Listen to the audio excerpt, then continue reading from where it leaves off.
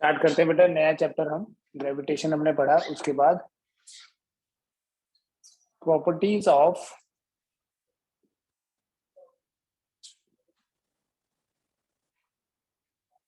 Bulk matter.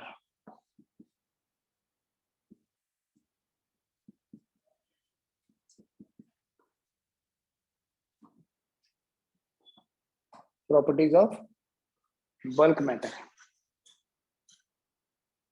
पूरा ये unit है। ये यूनिट एक्चुअली डिफरेंट पार्ट्स में डिवाइडेड है।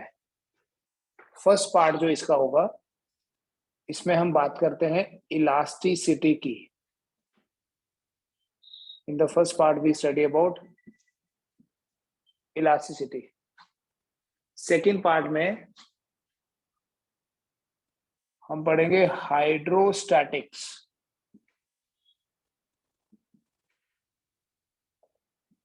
थर्ड पार्ट में hydro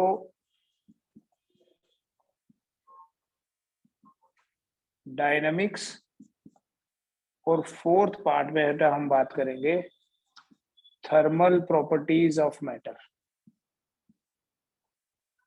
thermal properties of matter.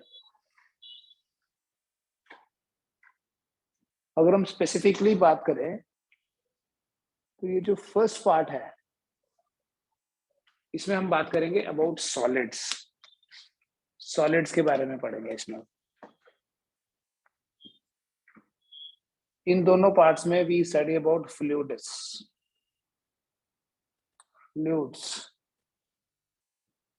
ठीक है। हाइड्रोस्टैटिक्स जो है, it is the study of stationary fluids. Hydrodynamics is the study of fluids in motion. ठीक है। इलास्टिसिटी में हम सॉलिड्स की बात करेंगे, यहाँ स्टैटिक फ्लूइड की बात करेंगे। स्टैटिक फ्लूइड्स का स्टडी है ये, और ये फ्लूइड्स इन मोशन। और ये तो thermal properties of matter, actually thermal physics के अंडर आएगा। थर्मल फिजिक्स में हम thermal properties of matter, thermodynamics, kinetic theory of gases सब देखेंगे। ठीक है। The first part we start here is elasticity. ठीक है, मतलब हम सॉलिड्स पढ़ेंगे। सॉलिड्स में हम बात करेंगे किसकी सबसे पहले आज? इलास्टिसिटी की।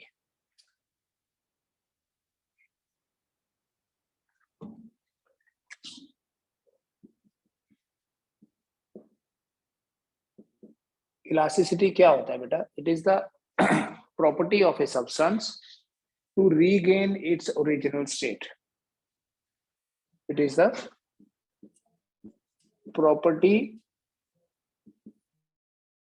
substance to regain its original state after the removal of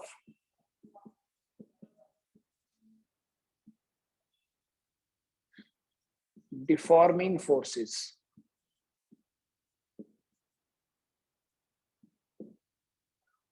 Elasticity is the property of a substance to regain its original state after the removal of deforming forces. Deforming force होती है external force जो हम किसी body के ऊपर लगाते हैं, उसकी शेप साइज को चेंज करने के लिए। डिफॉर्म करना मतलब उसकी शेप को चेंज करना, राइट? तो डिफॉर्मिंग फोर्स हटाने के बाद बॉडी अपनी ओरिजिनल स्टेट अगर रीगेन कर लेती है, अगर बॉडी अपनी ओरिजिनल स्टेट को रीगेन कर लेगी, तो उस बॉडी को बोलते हैं बेटा इलास्टिक बॉडी।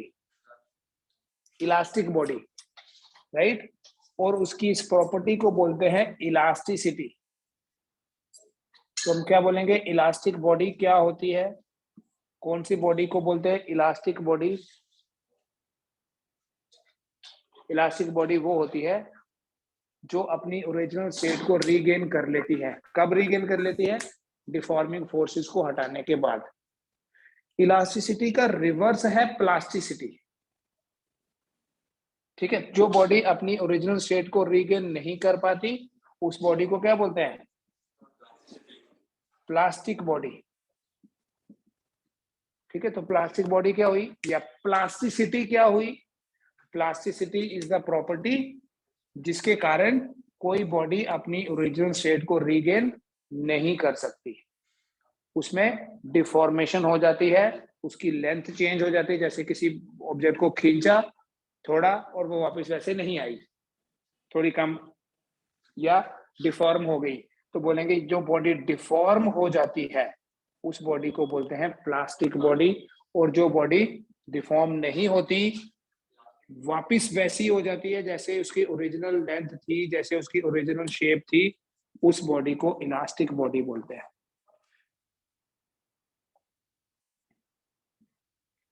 ठीक है, तो इलास्टिसिटी का रेसिप्रोकल है प्लास्टिसिटी। ठीक है, दूसरा देखो बेटा,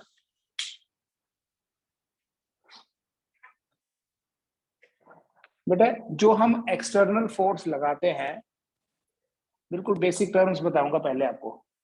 जो हम एक्सटर्नल फोर्स लगाते हैं किसी बॉडी की शेप, साइज, पोजीशन या कॉन्फ़िगरेशन को चेंज करने के लिए, उस एक्सटर्नल फोर्स को बोलते हैं डिफॉर्मिंग फोर्स। क्या बोलते हैं बेटा इसको? Deforming force. एक एक्सटर्नल फोर्स होती है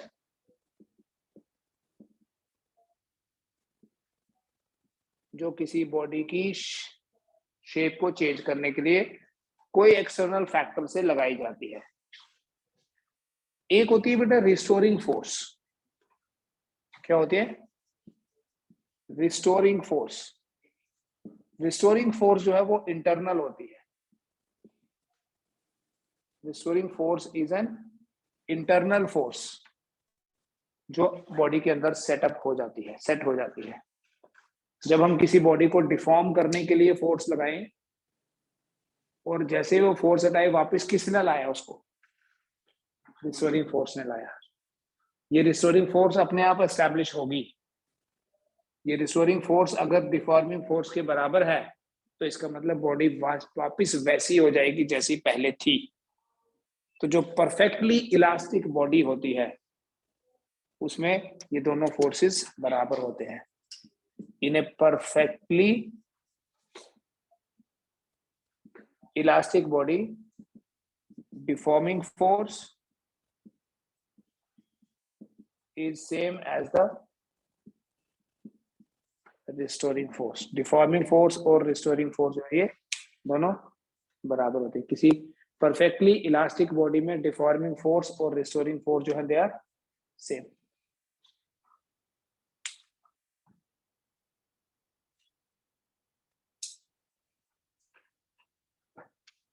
डिफॉर्म एंड रिस्टोर, इसी से आपको याद रहना चाहिए कि एक्सटर्नल कौन सी है और इंटरनल कौन सी है।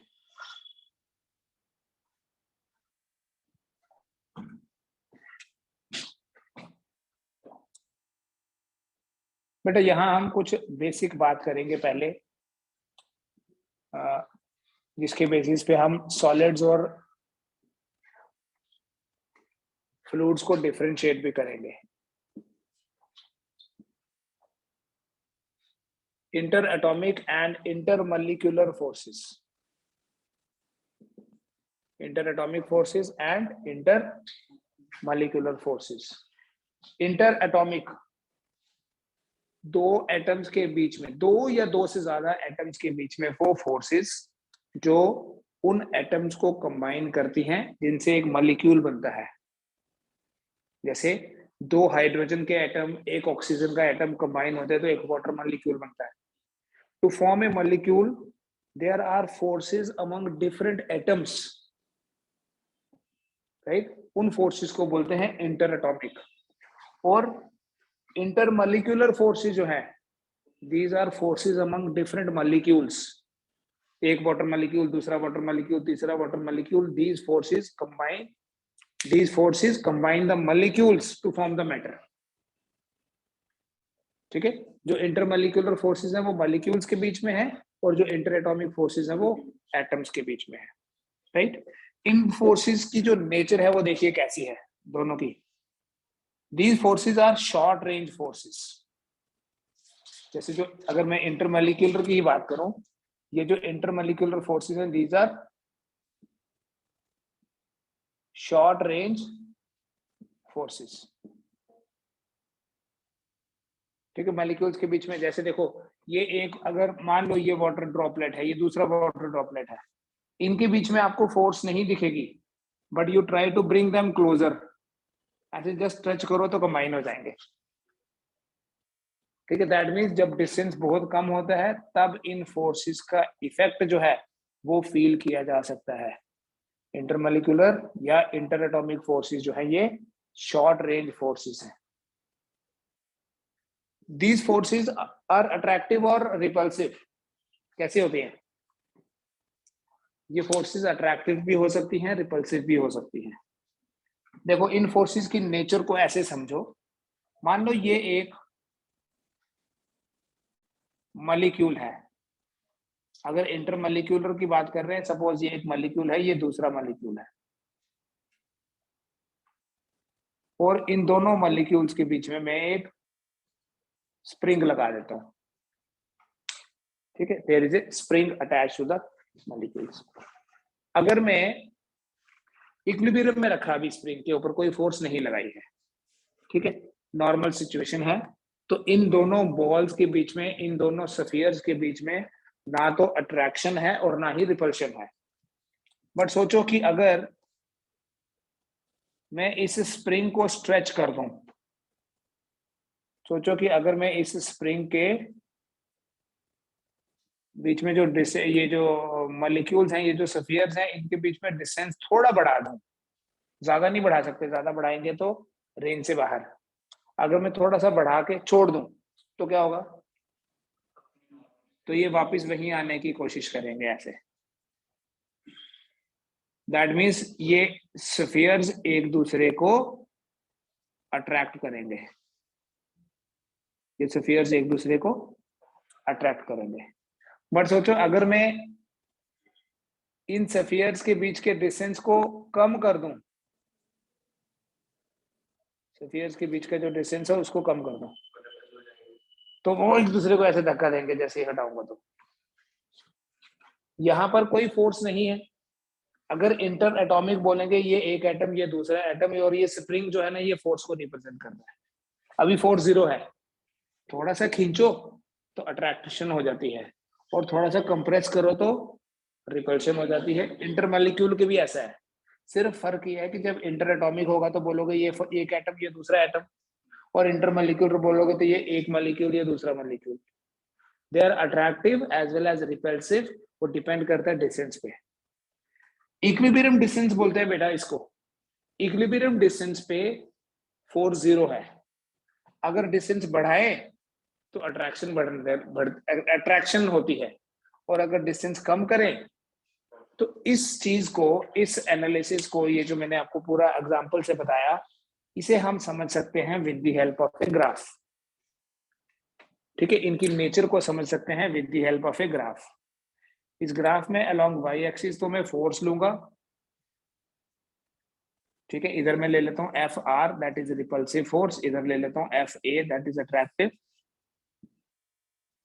अगर इक्विलिब्रियम डिस्टेंस है, ये है बेटा आर जीरो, इक्विलिब्रियम डिस्टेंस पे फोर्स जीरो है, ठीक है, इनिशियल सिचुएशन। डिस्टेंस बढ़ाते हैं तो क्या होता है? अट्रैक्शन बढ़ती है, उसके बाद धीरे धीरे अट्रैक्शन भी कम हो जाएगी। ऐसा थोड़ी है कि आप स्प्रिंग को पूरा खींच लो तो तब भी वापस आ जाएगा। एक पर्टिकुलर स्टेज तक फोर्स बढ़ी, उसके बाद आप खींचो फोर्स कम होने लगेगी, कम होने लगेगी, यहां तक खींच लो, छोड़ो, आएगा ही नहीं वापस, राइट। और जो डिस्टेंस को हम कम करेंगे तो इनके बीच में रिपल्शन बढ़ेगी, राइट। तो ऐसे बोलो, अगर आर जीरो इक्विलिब्रियम डिस्टेंस है,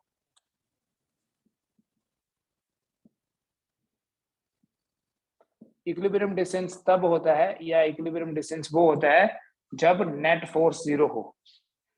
तो अगर मैं बात करूं आर की, आर जीरो से बड़ा है तो अट्रैक्शन, और अगर आर जो है आर जीरो से कम है तो रिपल्शन। सो इंटरएटॉमिक फोर्सेस जो हैं they are attractive as well as repulsive. अब डायरेक्टली याद रखना, जो ये अट्रैक्टिव फोर्स है बेटा, इसको लिखते हैं -a divided by r raise बार 7। r है डिस्टेंस, शॉर्ट रेंज फोर्सेस हैं, और जो ये अट्रैक्टिव और जो रिपल्सिव फोर्स है that is written as b divided by r raise power 9। Actually जो अट्रैक्टिव फोर्स है, अगर अट्रैक्शन और रिपल्शन को डिफरेंशिएट करना है, मैथमेटिकली डिफरेंशिएट करना है या लॉजिकली डिफरेंशिएट करना है, तो अट्रैक्शन को नेगेटिव और रिपल्शन को पॉजिटिव बोलते हैं। और इसलिए अगर हम नेट फोर्स की बात करें, ऐसे बोलेंगे total force -a/r7 plus b/r9 है। ए और बी जो है ये कांस्टेंट्स हैं जिनका वैल्यू डिपेंड करता है on the nature of molecules. A b are constants.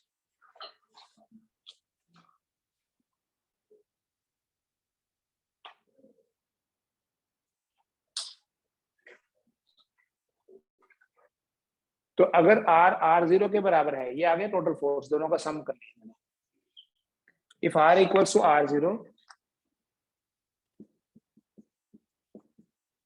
Then f equals to 0, और अगर f को 0 पुट करो तो आप निकाल सकते हो r का एक्सप्रेशन, ऐसे लिखोगे -a/r7 plus b/r9 equal to 0,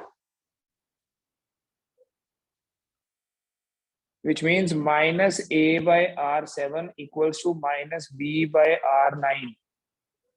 तो r9/r7 यहां लिख लेता हूं, r9 डिवाइडेड बाय r7, ये भी उधर ले लूंगा।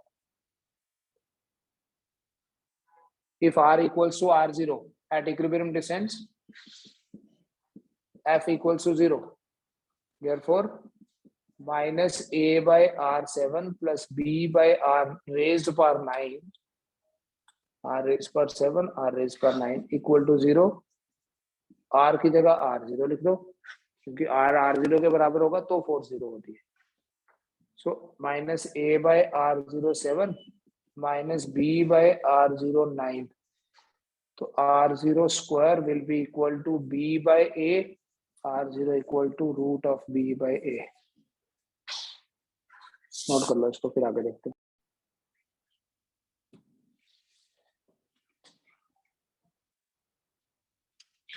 r0 कितना आ गया, रूट ऑफ b/a। ये r0 क्या है बेसिकली, ये ऐसे देखो, ये एक मॉलिक्यूल, ये दूसरा मॉलिक्यूल, इनके बीच का वो सेपरेशन जब इनके बीच में फोर्स नहीं है। एक मॉलिक्यूल और दूसरा मॉलिक्यूल एक दूसरे को सिर्फ अगर अट्रैक्ट ही करते ना, तो सारे के सारे मॉलिक्यूल्स एक दूसरे से चिपके होते। अगर इनके बीच में सिर्फ अट्रैक्शन ही होती तो सारे के सारे मॉलिक्यूल हमेशा कंबाइंड फॉर्म में होते, बट ऐसे होते नहीं है। इन मॉलिक्यूल्स के बीच में एक डिस्टेंस होता है जिसे बोलते हैं इक्विलिब्रियम डिस्टेंस। अगर हम इन मॉलिक्यूल्स को इस इक्विलिब्रियम डिस्टेंस से भी पास लाएं तो ये क्या करेंगे, एक दूसरे को रिपेल कर देते हैं, वापस वहीं आ जाते हैं। और अगर इक्विलिब्रियम डिस्टेंस से दूर लेके जाएं तो ये एक दूसरे को अट्रैक्ट करते हैं, फिर उधर रहते हैं। Equilibrium distance is the distance of normal distance of separation between the molecules. Deforming force लगाए बिना जो डिस्टेंस है उसे बोलते हैं इक्विलिब्रियम डिस्टेंस। डिफॉर्मिंग फोर्स लगाएंगे, या तो बॉडी को कंप्रेस करेंगे, मतलब उस इक्विलिब्रियम डिस्टेंस को कम करेंगे, और या स्ट्रेच करेंगे तो डिस्टेंस बढ़ाएंगे। कंप्रेस करेंगे तो फोर्स रिपल्सिव होती है, वापस उसे लाने की कोशिश करती है। ऐसे देखो, ये मॉलिक्यूल्स के बीच में हमने डिस्टेंस को कम किया तो जो रिस्टोरिंग फोर्स होगी वो रिपल्सिव होगी, और अगर डिस्टेंस बढ़ाया तो फोर्स अट्रैक्ट। अब बड़ा ज्यादा नहीं बढ़ा सकते, शॉर्ट रेंज फोर्सेस है, तो उस डिस्टेंस को बोलते हैं इक्विलिब्रियम डिस्टेंस, और theoretically that is equal to root of b/a। r0 is root of b/a। A और बी कांस्टेंट्स हैं, किसी भी पर्टिकुलर क्वेश्चन में वो वैल्यू गिवन होगी, बट आपको ये पता होना चाहिए कि ये रूट ऑफ b/a है। ठीक है, शॉर्ट रेंज फोर्सेस हैं, इसलिए जब डिस्टेंस बड़ा ज्यादा हो जाएगा तो इक्विलिब्रियम फोर्स, तो ये जो नेट फोर्स है दिस विल बिकम 0।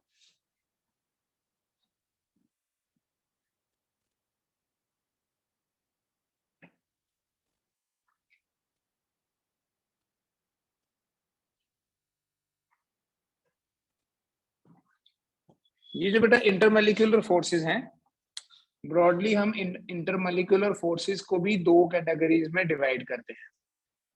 बाद में ये काम आएगी फ्लूइड्स में, मैं अभी थोड़ा सा कॉन्सेप्ट बता देता हूँ। Intermolecular forces are of two types, एक होती है कोहेसिव और एक होती है बेटा एडहेसिव। Cohesive and adhesive. बेटा जो कोहेसिव फोर्सेस, को का मतलब क्या है? को का मतलब है सेम, जैसे को एजुकेशन, सेम एजुकेशन, ठीक है। कोहेसिव मतलब these are the forces among similar molecules. Forces among similar molecules are called as cohesive forces. और adhesive forces जो है, these are forces among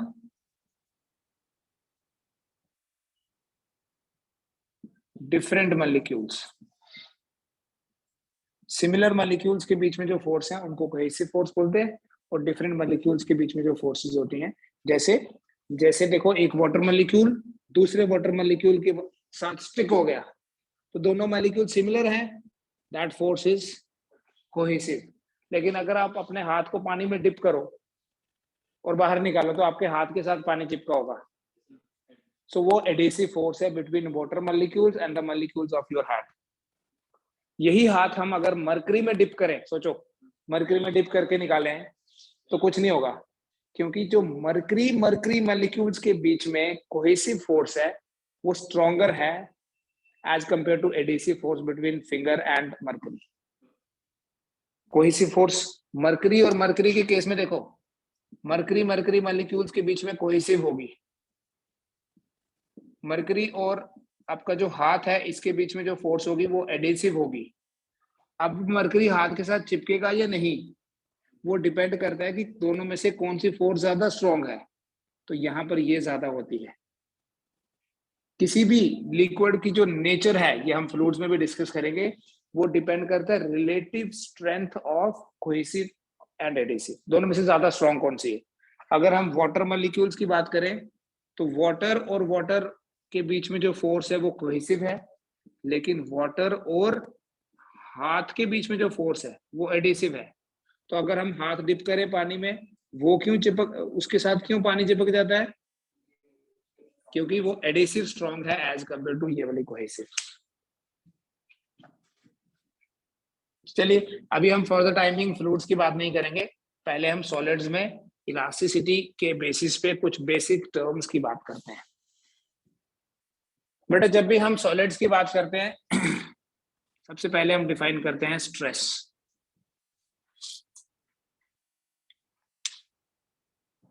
क्योंकि जब भी हमने किसी बॉडी को डिफॉर्म करना है, उसकी शेप को चेंज करना है, तो डिफॉर्म करने के लिए हमें फोर्स लगानी पड़ेगी। So that force per unit area is called stress. Stress को कैसे डिफाइन करते हैं? इट इज सिंपली, लिक्विड्स के केस में इसको प्रेशर बोलते हैं, सॉलिड्स में स्ट्रेस बोलते हैं। It is force per unit area.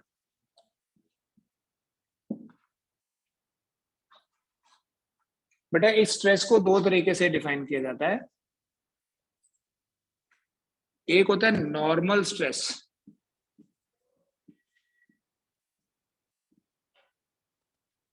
और एक होता है टेंजेंशियल स्ट्रेस।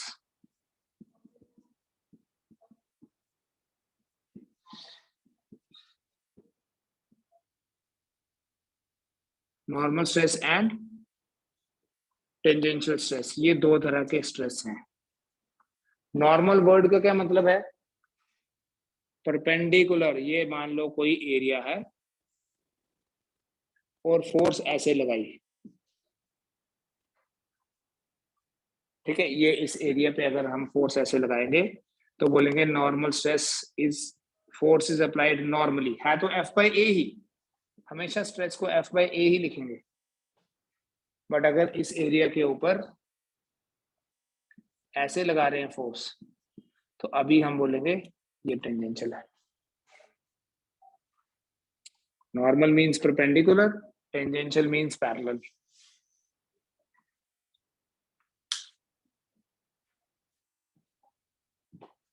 और बेटा जब भी हम स्ट्रेस अप्लाई करें, स्ट्रेस लगाना बेसिकली हम लगाते फोर्स हैं, वो फोर्स डिवाइडेड बाय एरिया जो है इट बिकम्स स्ट्रेस। जब भी फोर्स लगाएंगे वो स्ट्रेस बन जाएगी, और जब स्ट्रेस होगी तो स्ट्रेन होता है। स्ट्रेन दूसरी फिजिकल क्वांटिटी है, एक तो स्ट्रेस है और दूसरा स्ट्रेन।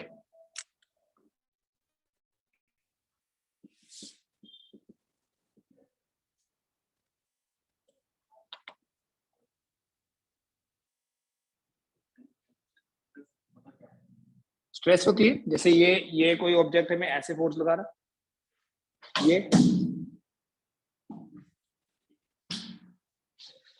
देखो स्ट्रेस भी ऐसे भी बोल सकते हैं हम, टेंसाइल स्ट्रेस होती है एक। नॉर्मल स्ट्रेस की फर्दर दो टाइप्स हैं, एक होती है टेंसाइल और एक होती है compressive.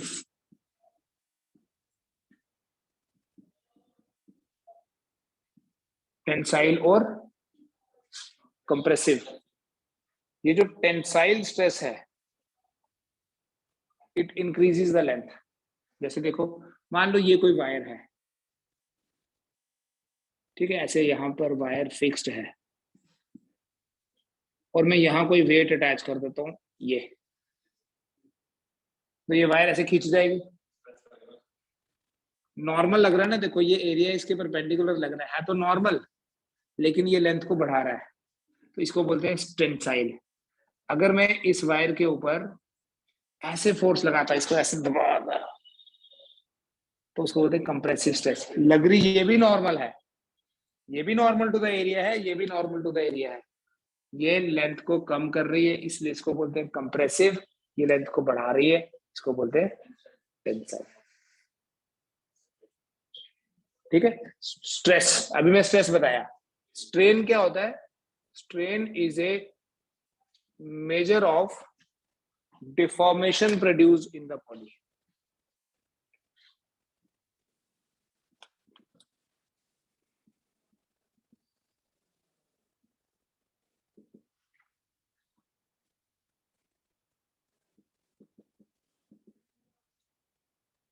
What is strain? It is a measure of deformation produced in a body. Change हो रहा है जो, उसको डिफॉर्मेशन बोलते हैं। ये स्ट्रेन तीन तरह का है बेटा।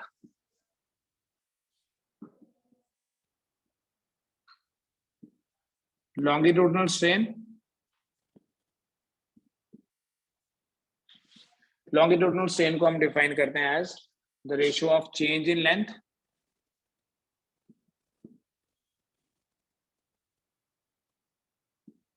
To the original length.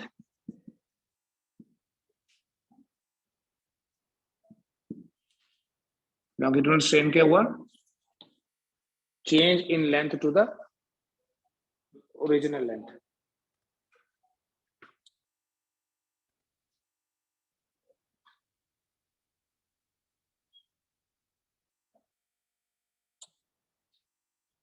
Suppose ये एक वायर है, ये एक ऐसी वायर है जिसके ऊपर हमने फोर्स लगाई, इसकी पहले लेंथ मान लो L है, हमने फोर्स लगाई, थोड़ी फोर्स लगा के इसकी लेंथ को बढ़ा दिया, अब इसकी लेंथ हो गई L plus delta L, L plus delta L। देखना लॉन्गिट्यूडनल स्ट्रेन हो गया, या इसकी लेंथ हो गई L डैश, चलो लॉन्गिट्यूडनल स्ट्रेन हो गया L dash minus L divided by L। Change in length divided by original length, जिसे आप लिख सकते हो डेल्टा L ओवर L। बेटा कोई भी स्ट्रेन, किसी भी टाइप की स्ट्रेन यूनिटलेस होती है, डायमेंशनलेस होती है।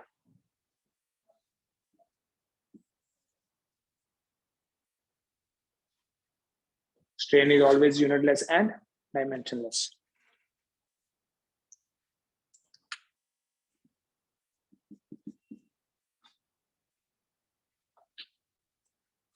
दूसरा है volumetric strain.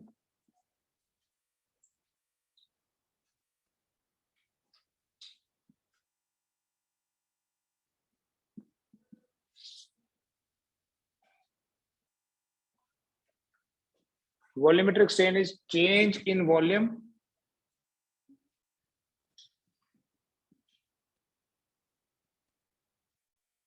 divided by the original volume.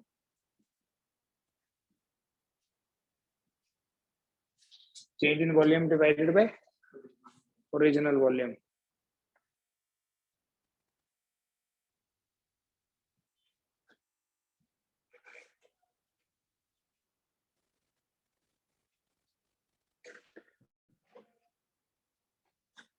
मान लीजिए बेटा ये हमारे पास कोई स्फेरिकल ऑब्जेक्ट है, एक स्फीयर है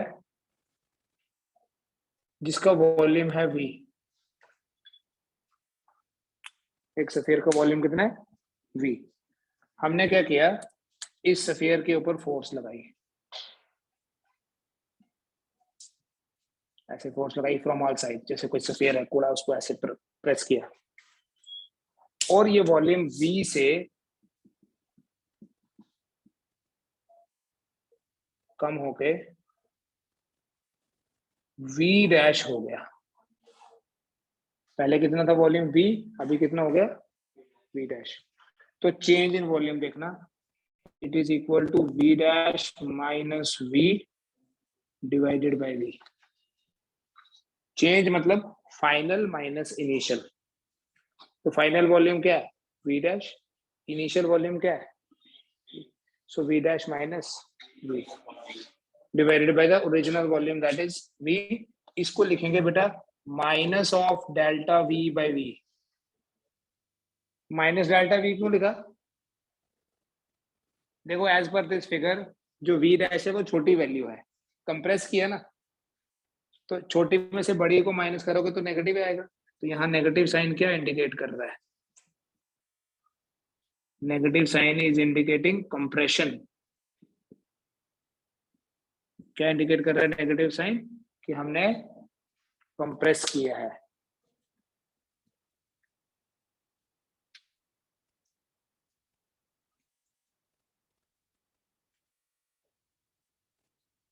तीसरा है बेटा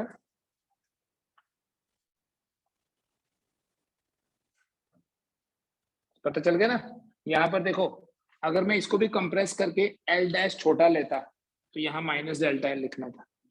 अगर मैं इसको एक्सपैंड करता तो ये प्लस डेल्टा वी होता. ये तो हमने क्या किया, फोर्स लगा के कंप्रेस किया, तो फाइनल वॉल्यूम छोटा है, इनिशियल वॉल्यूम ज्यादा था, इसलिए नेगेटिव साइन. और अगर मैं एक्सपैंड करूंगा तो पॉजिटिव ही आएगा. तीसरी जो टाइप है वो है शेयर स्ट्रेन बोलते हैं बेटा. शेयर वर्ड का मतलब है शेप.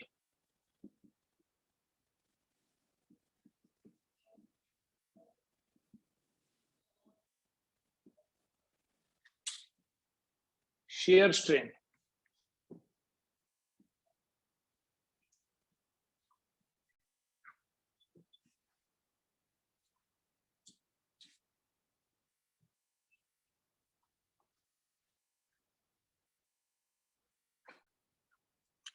थ्री डायमेंशनली समझना ये शेयर स्ट्रेन क्या होता है. मान लीजिए कोई हमारे पास एक बॉक्स है, ऐसे बनाते हैं बॉक्स, ठीक है. इस बॉक्स का ऐसे एज्यूम करो कि ये जो लोअर फेस है ये फिक्स्ड है,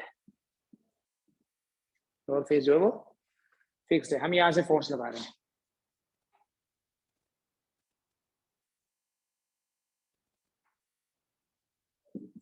ऐसे फोर्स, इस एरिया पे फोर्स लग रही,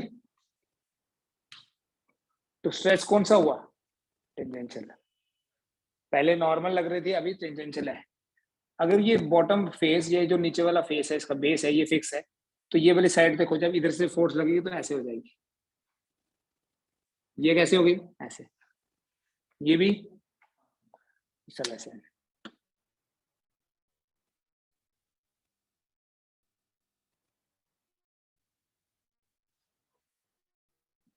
ठीक है, तो अभी हमारा बॉक्स ऐसा होगा।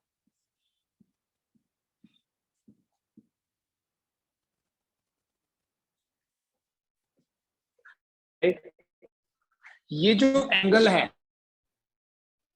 फॉर्मेशन है, डिफॉर्मेशन क्या है, चेंज। यहाँ को बोलते हैं एंगल।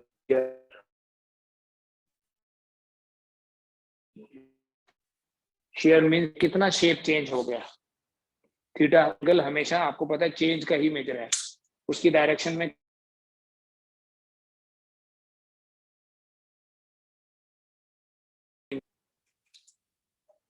अगर आप थोड़ा सा ज्योमेट्रिकली देखना, मान लो ये साइड की लेंथ है एल, ये जो साइड यहां थी ये थीटा है, ये लेंथ है एल, है डेल्टा एल। तो यहां मैं क्या बोलूंगा बेटा, tan थीटा किसके बराबर है,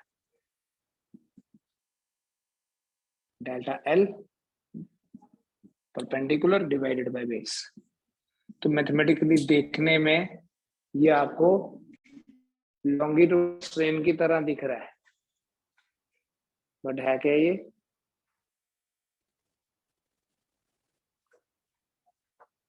change in the shape of the body tan theta. देखो ये क्यूब जितना था उतना ही अभी भी, ठीक है ना, ये क्यूब उतना ही अभी भी, इसका वॉल्यूम भी उतना ही होगा, अभी वॉल्यूम ये हो गया, लेकिन इसकी शेप जो है वो चेंज हो गई, मतलब इसमें डिफॉर्मेशन हो गई है, इसकी जो साइड्स है वो डिस्प्लेस हो गई हैं। So that is why it is called as shear strain। एक और होता है बेटा स्ट्रेन, थोड़ा अलग टाइप का स्ट्रेन है वो,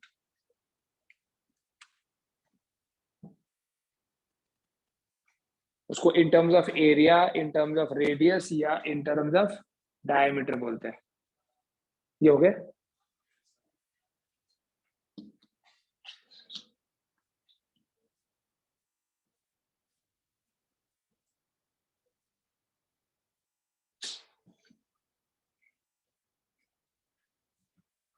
उसे बोलते हैं बेटा लेटरल स्ट्रेन।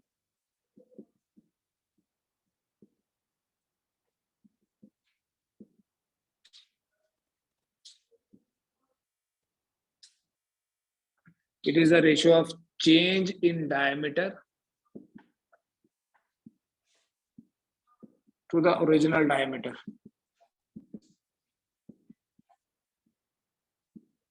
या ऐसे भी बोल सकते हैं change in radius divided by the original radius।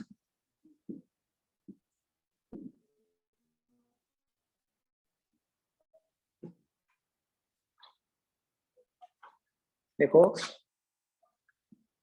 Suppose ये एक सिलेंड्रिकल ऑब्जेक्ट है हमारे पास, जिसका पहले डायमीटर d है। हमने क्या किया, इसको खींचा और अब डायमीटर हो गया d डैश। या ऐसे भी बोल सकते थे, पहले इसका रेडियस है r, अभी इसका रेडियस हो गया r डैश। बेटा जो d बाय r है, d बाय d डैश है, वो r बाय r डैश ही होता है, रेशियो सेम ही होती है। क्योंकि ऐसे में बोलूं r बाय r डैश क्या होगा, या d बाय d डैश कितना होगा, twice r divided bye twice r dash. तो कैंसिल हो गया ना, डायमीटर की रेशो और रेडियस की रेशो बराबर होती है। तो ये जो लेटरल स्ट्रेन है, it is change in diameter to the original diameter, means it is equal to d dash minus d divided by d। Finally इतना हो गया, पहले इतना था, या r dash minus r divided by r।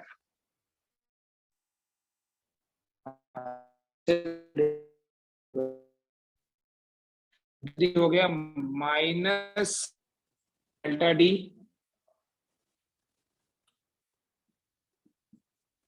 Minus क्यों, wire की लंबी तो हो गई, पतली भी तो हो गई। वॉल्यूम नहीं, वॉल्यूम सेम रहता है बेटा। लेंथ जितनी बढ़ेगी उसी हिसाब से उसका एरिया चेंज कम हो जाता है। डायमीटर कम हो गया तो minus delta r by r आप इसको। तो आप क्या होती है lateral strain? Change in diameter divided by original diameter, या change in radius divided by the original radius. ठीक है, आज इतना करो, कल से स्टार्ट करेंगे हम एक्चुअल लॉज ऑफ इलास्टिसिटी जो है, हुक्स लॉ पढ़ेंगे कल से।